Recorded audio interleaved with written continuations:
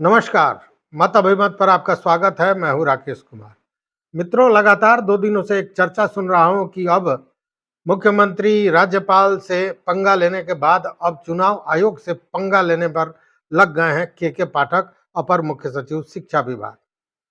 यह देखा तो मैं सोचने पर मजबूर हुआ, और तब जब सारी चीजों की समीक्षा की तो पता चला कि नहीं नहीं नहीं नहीं, वो पंगा नहीं ले रहे हैं, वो डरे हुए हैं। और वो जो कहावत है ना, खिसियानी बिल्ली खंबा नोचे, उसी स्थिति में आ गए हैं। ये सारी बातें मैं क्यों कह रहा हूं और क्या वो उसका आधार है, तो सबसे पहले ये समझिए कि किस बात को लेकर उन्होंने चुनाव आयोग को एक पत्र लिखा। पत्र लिखने की पृष्ठभूमि को देखिए कि चुनाव आयोग के पास शिक्षक संघों सहित बहुत लोगों ने आवेदन दिया, शिकायत किया, अपना पत्र दिया है कि के पाठक की नीतियों के कारण चुनाव के कार्य में बाधा पहुंच रहा है। जैसे वो शिक्षा विभाग अपना प्रशिक्षण शुरू कर दिया, गर्मी की छुट्टी में स्कूल खोल दिया, और इसी बीच में चुनाव का प्रशिक्षण है, चुनाव संबंधी और कार्य है जिसमें अमूमन शिक्षकों को लगाया ही जाता है। वैसे में चुनाव के लिए जो प्रशिक्षण है उसमें उपस्थित नहीं हो पा रहे हैं, तो कहीं और भी कोई विषय उत्पन्न हो जा रहा है। देखिए, पिछले दिनों कुछ लोग नहीं जा पाए इसलिए कि उनका प्रशिक्षण चल रहा था, कुछ लोगों का वर्ग चल रहा था। के पाठक के डंडा से शिक्षक ज़्यादा भयातुर रहते हैं, कब वेतन कट जाएगा, कब शो कॉज हो जाएगा। तो वो लोग स्कूल करने के चक्कर में रह गए और छूट गया उनका प्रशिक्षण, चुनाव प्रशिक्षण। और जिसको लेकर मैंने वीडियो भी दिया था कि बाज़ाब्ता जो पूर्वी चंपारण के जिलाधिकारी हैं, जिला निर्वाचन पदाधिकारी हैं, उन्होंने एक पत्र दिया है कि वैसे लोगों को चिन्हित किया जाए और निलंबन के साथ साथ प्राथमिकी दर्ज की जाएगी जो वैसे लोग हैं जो चुनाव संबंधी कार्यों में सम्मिलित नहीं हो रहे हैं या भाग रहे हैं।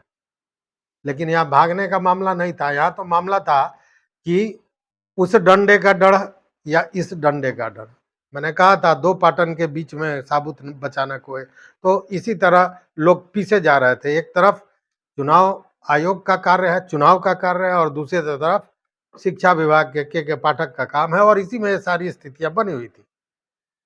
पृष्ठभूमि यही था कि इसको लेकर शिक्षक संघों ने चुनाव आयोग को लिखा, और इसी बीच एक दिन 2 दिन पहले चुनाव आयोग को एक सुझाव दिया माननीय के पाठक।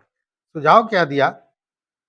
मुख्य निर्वाचन पदाधिकारी को उन्होंने लिखा और देखा, कहा कि विभिन्न जिलों में आउटसोर्सिंग के माध्यम से विभाग में कार्यरत कर्मचारियों को चुनावी ड्यूटी में लगा दिया गया है, जिससे विभाग का, शिक्षा विभाग का जो विभिन्न योजना है उसके क्रियान्वयन में प्रॉब्लम हो रहा है, दिक्कत हो रही है। इसलिए अनुरोध किया उन्होंने कि अनुरोध करता हूं कि जिला निर्वाचन पदाधिकारी को अपने स्तर से निर्देश दें। ये कहा है उन्होंने मुख्य निर्वाचन पदाधिकारी को कि अपने स्तर से जिला पदाधिकारियों को ये निर्देश दें कि जिले में उपलब्ध शिक्षकों और विभाग के स्थायी पदाधिकारी कर्मियों की सेवा लें। ध्यान दीजिएगा मैं जो कह रहा हूं कि जिले में उपलब्ध शिक्षकों और विभाग के स्थायी पदाधिकारी और कर्मियों की सेवा लें, लेकिन आउटसोर्सिंग में रखे गए कर्मचारियों को चुनाव कार्य में नहीं लगाया जाए, जिससे उन कर्मियों के माध्यम से विभागीय कार्यों का क्रियान्वयन होता रहे।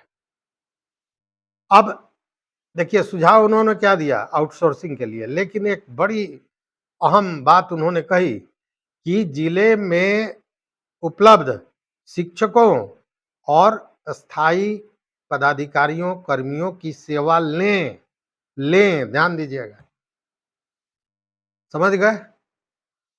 तो अब कहिएगा कि इस पर मैं इतना जोर क्यों दे रहा हूं? जोर इसलिए दे रहा हूं कि उसको मैं बताऊंगा और आपका जो जो जो पर्दा दिमाग पे छाया हुआ हट जाएगा, और तब समझ में आएगा कि के पाठक पंगा नहीं ले रहे हैं। के पाठक डरे हुए हैं चुनाव आयोग से, जी डरे हुए हैं, और इसको मैं पूरी तरह बताऊंगा। लेकिन इस पत्र में और क्या कहा गया है उस पर भी जरा ध्यान दे दें। पत्र में कहा गया है कि 2019 के लोकसभा और 2020 के विधानसभा चुनाव में 4 लाख शिक्षकों ने चुनाव कार्य को संपन्न कराया था। राज्य में चुनाव कार्य के लिए तकरीबन 3.5 लाख कर्मियों की जरूरत होती है। शिक्षा विभाग में 3.5 लाख नियोजित शिक्षकों के अतिरिक्त 1,75,000 बीपीएससी शिक्षक भी नियुक्त हो गए हैं। यदि नियोजित और बीपीएस शिक्षकों की सेवा ली जाती है, मतलब उनके कहने का मतलब है कि शिक्षकों और बीपीएससी शिक्षक और नियोजित शिक्षक जो पहले से हैं, उनकी संख्या इतनी है कि आपको आउटसोर्सिंग से जो लोग लगाए गए हैं शिक्षा विभाग में प्रतिनियुक्त हैं, उनको लेने की जरूरत नहीं है। इन्होंने अपना पूरा तर्क दिया है यहाँ। लेकिन बात फिर घूम फिर के वहीं चली जाती है कि आउटसोर्सिंग को छोड़ने के लिए तो कह रहे हैं, लेकिन साथ में ये भी कह रहे हैं कि जिले में उपलब्ध शिक्षकों और अस्थायी कर्मियों और पदाधिकारियों की सेवा लें। और अब ये पत्र देखिए, ये पत्र 10 फरवरी 2023 का है, मतलब मात्र 2 महीने पहले, 2 महीने पहले। और इसमें उन्होंने सभी जिलाधिकारियों को यह पत्र लिखा था और जिसमें कहा गया था कि अच्छा, मैं कहा गया था छोड़िए ना, मैं पत्र पढ़ के सुना देता हूं और आप पूरे तरह इसको समझिएगा। के पाठक, भारतीय प्रशासनिक सेवा, अपर मुख्य सचिव सेवा में जिलाधिकारी बिहार, सभी जिलाधिकारी। लोकसभा चुनाव हेतु शिक्षा विभाग के संसाधनों के उपयोग के संबंध में इसका विषय है। चुनाव के दौरान शिक्षा विभाग के विद्यालय भवन परंपरागत तौर पर लिए जाते रहे हैं। इसके अतिरिक्त शिक्षकों की भी ड्यूटी चुनाव में लगती रही है। शिक्षा विभाग भली भांति इस बात से अवगत है कि बिना शिक्षा विभाग के संसाधनों के चुनाव का काम नहीं हो सकता है। अतः इस हेतु शिक्षा विभाग जिला प्रशासन का पूर्ण सहयोग करने के लिए कृत संकल्प है। पिछले सभी चुनाव में परंपरागत तरीके से जिला प्रशासन सबसे पहले शिक्षा विभाग के सारे भवन और सारे कर्मचारी शिक्षक सहित लेता है और उसके बाद कमी होने पर अन्य विभाग की ओर देखा जाता है। इस परंपरा पर रोक लगनी चाहिए, यह दूसरा बिंदु था। तीसरा बिंदु है, मेरा अनुरोध है कि शिक्षा विभाग के संसाधनों को लेने के पहले आप निम्नलिखित सावधानियां बरतने की कृपा करें ताकि शिक्षा विभाग के शैक्षणिक एवं प्रशिक्षण संबंधी कार्य में बाधा कम पहुंचे। क शिक्षा विभाग के भवन विद्यालयों का चुनाव कार्य हेतु इस्तेमाल। शिक्षा विभाग के विद्यालय पहले से ही बूथ के रूप में सूचित किए जा चुके हैं और वोटर लिस्ट में भी छप चुकी है। अतः इस संबंध में अब कुछ नहीं किया जा सकता है, किंतु स्ट्रोंग रूम, काउंटिंग सेंटर इत्यादि के लिए आप परंपरागत रूप से जिला एवं अनुमंडल मुख्यालय स्तर पर शिक्षा विभाग के भवनों यानी कि डिग्री कॉलेज, उच्च विद्यालय, डायट इत्यादि को लेते रहे हैं। मेरा आपसे अनुरोध होगा कि परंपरागत तौर पर शिक्षा विभाग के भवनों को लिए जाने के पहले आप यह विचार कर सकते हैं कि पहले कुछ वर्षों में अन्य विभागों के भी काफी प्रशासकीय शैक्षणिक भवन बने हैं प्रचुर मात्रा में। विभिन्न विभागों के भवन, medical college, engineering college, ITI, निजी क्षेत्र के मेडिकल कॉलेज इत्यादि भारी संख्या में खुल गए हैं। अतः आप इन भवनों को भी ईवीएम अथवा मतगणना केंद्र के लिए लेने पर विचार कर सकते हैं। मैं ऊपर उल्लेख कर चुका हूं कि हमारे कई विद्यालय, उच्च विद्यालय, डिग्री कॉलेज में मतदान बूथ के तौर पर अधिसूचित है और जिसे अब बदला नहीं जा सकता है। यदि कुछ बदला जा सकता है तो वह यह कि आप मतगणना केंद्र, ईवीएम इत्यादि के लिए शिक्षा विभाग के अलावे किसी अन्य विभाग के भवनों का इस्तेमाल करें। उसके साथ और भी बहुत सी बातें हैं, लेकिन इस पर जरा ध्यान दीजिएगा। उन्होंने क्या कहा है, चौथे जो इस पॉइंट है इसमें उन्होंने कहा है कि उपरोक्त के आलोक में मेरा आपसे अनुरोध है कि पहले आप अन्य विभागों के भवन की उपलब्धता टटोलें। साथ ही अन्य विभाग के सारे कर्मचारियों की उपलब्धता को टटोलें और आवश्यकता अनुसार उन्हें ड्यूटी में लगाने के बाद जो शॉर्टफॉल हो उसे शिक्षा विभाग से पूरा करें। मतलब कि अन्य विभागों के लोगों को ड्यूटी पर लगावें और अगर कम पड़ता है तब शिक्षा विभाग के लोगों को लें, अन्यथा न लें। एक उनका ये था। दूसरा ये था कि अनुभव रहा है कि चुनाव के लिए शिक्षा विभाग के संसाधनों को 2 माह के आवश्यकता के लिए कहकर लिया जाता है, किंतु 5 से 7 साल तक ईवीएम मशीनें, पुलिस बल तथा चुनाव कार्य एवं अन्य सामान महाविद्यालय और विद्यालय और डाक संस्थानों में पड़ा रहता है, जिसे अधोहस्ताक्षरी द्वारा अभियान के तौर पर बड़ी मुश्किल से खाली कराया गया था।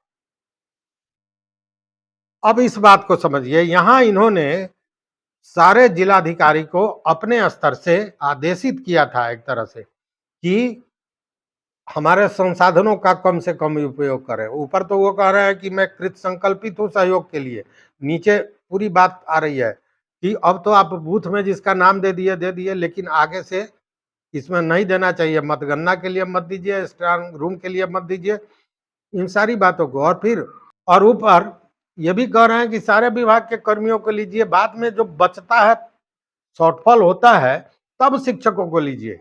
वहां की बात को समझिए। और मतलब हमारे शिक्षकों को नहीं लेना है, संसाधनों को नहीं लेना है, सब जगह विभागों का ले लीजिए, उसके बाद अगर कमी होती है तब लीजिए, अन्यथा मत लीजिए। ये सीधा उनका कहना था उस पत्र में जो 10 फरवरी को उन्होंने लिखा है।